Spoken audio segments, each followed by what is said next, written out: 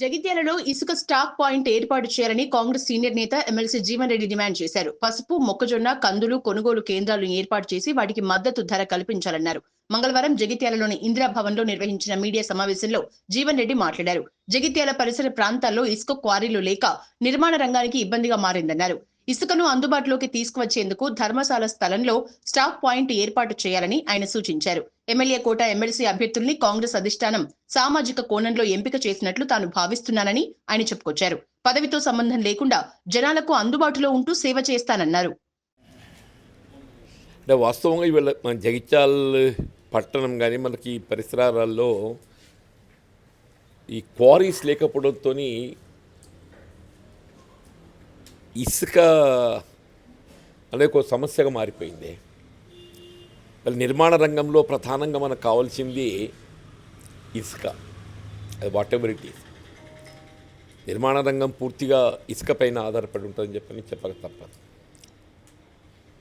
ఇప్పుడు గతంలో ఏదైతుందో మనకు ఈ ధరూర్ క్యాంప్ రామాలయం దగ్గర శాండ్ స్టాక్ పాయింట్ ఉంటుండే. అక్కడికి వెళ్ళి ఏదైతుందో అవసరం ఉన్నటువంటి నిర్మాణదారులు ఈ మినరల్ డెవలప్మెంట్ కార్పొరేషన్ వాళ్ళు నిర్వహిస్తే దానికి తీసుకుపోవడం జరుగుతుంది. ఆల్మోస్ట్ ఫర్ లాస్ట్ 1 year అంటే గత ప్రభుత్వ హయాం లోపలే దాన్ని నిలిపివేసిండ్రు. తర్వాత నేను చాలా ప్రయత్నం చేసిండ్రు. గత కలెక్టర్ గారు ఉన్నాం కూడా చాలాసార్లు నేను రిప్రజెంట్ చేయటము, వారు ఏదైతుందో ప్రయత్నం చేయటము. సరే ఇంతట్లకి ఏదైతే సీజన్ వర్షాకాలం రావడంతో కొంత నిర్మాణ రంగం కూడా కుంటుపడిపోయింది. ఇప్పుడు మళ్ళీ ఏదైతుందో సమ్మర్ ఈ మార్చితోని నిర్మాణ రంగం ముందుకు పోతుంది. అంటే ప్రజాహితంలో మీడియానే ప్రధానం కదనే. కమ్యూనికేషన్నే మీడియా ప్రధానం కాబట్టి దానికి ఏమి ఇప్పుడు సహజమే, మనం ఆశించినవన్నీ లభించాయి కదా. అందరికీ ఆశించినవన్నీ లభించడం సాధ్యమయ్యేది కాదు కదని.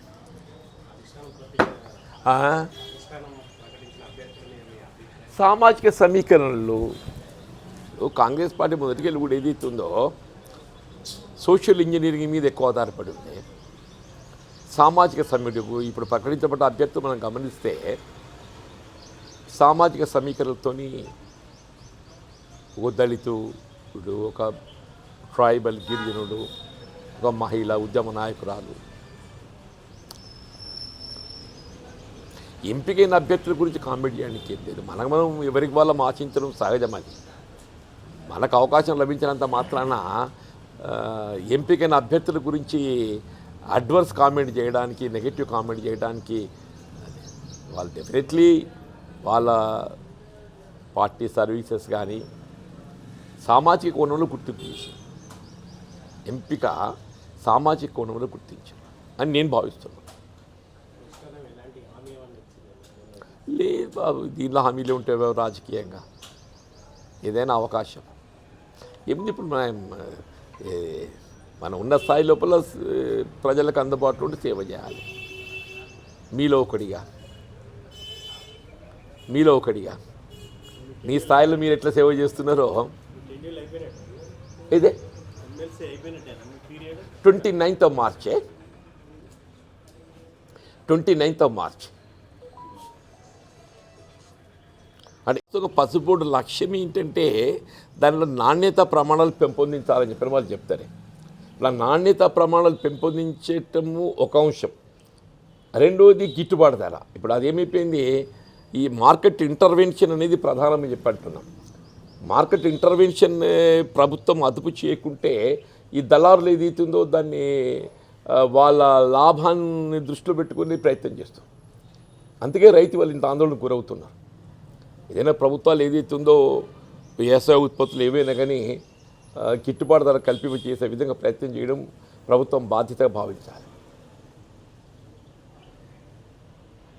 ఇది గతానికంటే ఇప్పుడు తగ్గిపోయింది.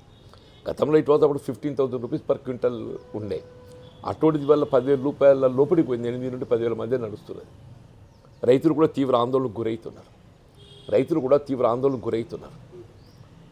ఇప్పుడు ఏ పరిస్థితుల్లో కూడా ఏది ఇస్తుందో వీళ్ళు పసుపు బోర్డు ఏర్పాటు చేసినా ఏది ఏర్పాటు చేసినా అల్టిమేట్ లక్ష్యం అనేది ఏది ఇస్తుందో ఉత్పత్తి రైతు గిట్టుబాటు కావాలి. ఈ పెరుగుతున్నటువంటి ఉత్పత్తి వ్యయాన్ని పరిగణలోకి తీసుకొని ఉత్పత్తి రైతు గిట్టుబాటు కావటానికి పసుపు కనీసం ఒక 12,000 రూపాయల క్వింటల్ లేకుండా గిట్టుబాటు అయ్యే పరిస్థితి లేదు. వాస్తవంగా 15,000 రూపాయలు గతంలో గత సంవత్సరం లభించింది. అటువంటిది ఈసారి ఇప్పుడు 8-10 పడిపోతుందని చెప్పంటే రైతులు తీవ్ర ఆందోళనకు గురవుతున్నారు. దాన్ని ఏ విధంగా మరి ధరను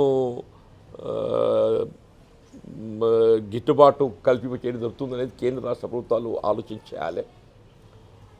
అది కూడా ఒక అంశం కూడా ముఖ్యమంత్రి గారి దృష్టికి తీసుకోవడం జరిగింది. తప్పకుండా రైతుకు అండగా నిలవడం గల ప్రభుత్వ లక్ష్యంగా భావిస్తున్నాను నేను. ఏదైనా కానీ రైతుకు అండగా నిలబడే విధంగా ప్రయత్నం చేయడం జరుగుతుందని చెప్పి కూడా మనం చేస్తాం. నో ప్రాఫిట్ ఆ దృక్పథంతో అందుబాటులో తేవాలని చెప్పని కలెక్టర్ దృష్టి తీసుకుపడుతుంది. వారు కూడా ఇన్ ప్రిన్సిపల్ అగ్రి అయ్యారు. వారు ఎగ్జామిన్ చేసి ఎండి మినరల్ డెవలప్మెంట్ కార్పొరేషన్ కూడా సంప్రదించేసి సాధ్యమైనంత తొందరలో శాండ్ స్టాక్ యార్డ్ ఏర్పాటు చేసి ఇసుకను అందుబాటులో తేవడం జరుగుతుందని చెప్పి అన్నారు. దాని గురించే మీ ద్వారా ఈ సమస్యను ఏ విధంగా మనము అధిగమించటం, ఏ విధంగా ఇసుకను అందుబాటులో తేవడం జరుగుతుందో అనేది తెలియజేయడానికి కొరకు ఈ సమావేశం ఏర్పాటు చేశాను. Thank you. నిన్న కూడా ఏది అవుతుందో మన దగ్గర ఈ మొక్కజొన్న పంట బాగా వచ్చిందే.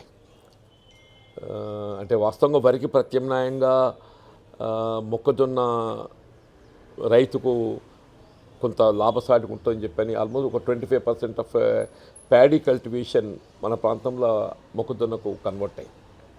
యాక్చువల్లీ 2225 అని చెప్పారంటే మొన్నటిదాకా 2500 పైన ఉండే 3000 దాకా. ఇప్పుడు ఎప్పుడైతే మొక్కజొన్న మార్కెట్ యార్డుకు రావడం ఆరంభమైందో ధర ఏకదం 2000కి పడిపోతుంది. అట్టే కందులు కూడా ఏది అవుతుందో 7500 రూపాయల క్వింటల్ ఉన్నది. మార్కెట్లో 6500 ఉన్నాయి. మార్కెట్ ద్వారా ఏదైతే ఈ మొక్కజొన్న కొనుగోలు కేంద్రం అట్లే కందుల కొనుగోలు కేంద్రాలు ఏర్పాటు చేస్తే బాగుంటుందని కూడా సీఎం గారి దృష్టికి తీసుకుపోవడం జరిగింది. సో దట్ రైతులకు ఇప్పుడు ఎట్లాగో వరి ధాన్యాన్ని మద్దతు ధర కల్పింప చేయడానికి ప్రభుత్వం కట్టుబడి ఉన్నది. అట్లా వ్యవసాయ ఉత్పత్తులు ఏవైనా కానీ మద్దతు ధర కల్పింప చేయడానికి ప్రభుత్వం కట్టుబడి ఉంది. దానికి రైతుకు అండగా నిలవడానికి ఈ మొక్కజొన్న మరియు కందుల కొనుగోలు కేంద్రాలు ఆరంభింప చేయడానికి మార్కెట్ ధర కొనుగోలు సెంటర్ ఆరంభింప చేయాలని, అట్లే పసుపుకు సంబంధించి కూడా ఏదైతున్నదో మన దగ్గర వాణిజ్య పంట పసుపు వాస్తవంగా ఈ పసుపు బోర్డు ఏర్పాటు చేయడం జరుగుతుంది అనడంతో కొంత రైతులకు ఆశలు చిగురించినాయి. పసుపు బోర్డు వస్తుంది, కొంత పసుపుకు గిట్టుబాటు ధర లభిస్తుందనే ఒక భావన అని చెప్పని ఆలోచన చేస్తుంది. It's a good thing. Indiramma ఇండ్ల నిర్మాణానికి సంబంధించి ఏ సమస్య లేకుండా చూడాలని చెప్పిన భావనతో సరే ఏదైనా కానీ ఇసుకను అందుబాటులో ఉంచటం ఒక విధంగా ప్రభుత్వ బాధ్యతగానే మనం భావించాలి అంటున్నాం. ఈ మధ్య కలెక్టర్ గారు ఏదైతుందో ఈ అక్రమ ఇసుకను కూడా పూర్తిగా ఈ అక్రమ ఇసుక రవాణాను నిలిపివేయడం జరిగింది. గుర్తింది అది కూడా. దాంతో ఇప్పుడు ఇక ఈ నిర్మాణ రంగానికి కావాల్సిన ఇసుక అందుబాటు లేక నిర్మాణ రంగం కుదిలేకపోతుంది. అదే నేను కలెక్టర్ గారితో కూడా మాట్లాడాను ఈరోజు. వారు ధర్మపురిలో ఉన్నారు. ఇవాళ లక్ష్మణేశ్వర స్వామి కళ్యాణాన్ని దృష్టి ఉంచుకొని పట్టవస్త్రాలు సమర్పించడానికి వారు ధర్మపురి పోయినారు. వారికి మాట్లాడి లేఖ కూడా రాయడం జరిగింది. రామాలయ సమీపాన్ని ఏదైతుందో అది ఇప్పుడు ఆ స్థలం ఇతరత్ర అక్కడ స్థానికులు వినియోగిస్తున్న పరిస్థితుల్లో వేరే స్థలాన్ని గుర్తించడానికి ప్రయత్నం చేస్తున్న పరిస్థితుల్లో ఇప్పుడు ఈ ధర్మశాల స్థలం ఉంది కదనే, అది they are giving it on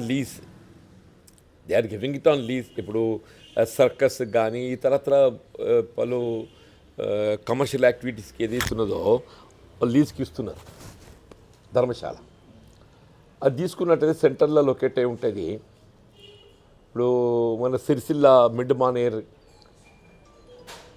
అట్లాగే కరీంనగర్ సమీపాన కూడా క్వారీస్ అందుబాటులో ఉన్నాయి. అక్కడికి వెళ్ళి ఇసుక ఏదైతుందో ఈ మినరల్ డెవలప్మెంట్ కార్పొరేషన్ వాళ్ళే తరలించి అక్కడ స్టాక్ యార్డ్ ఏర్పాటు చేసి అక్కడికి వెళ్ళి ఏదైతుందో వినియోగదారులకు అందుబాటులోకి నో లాస్ నో ప్రాఫిట్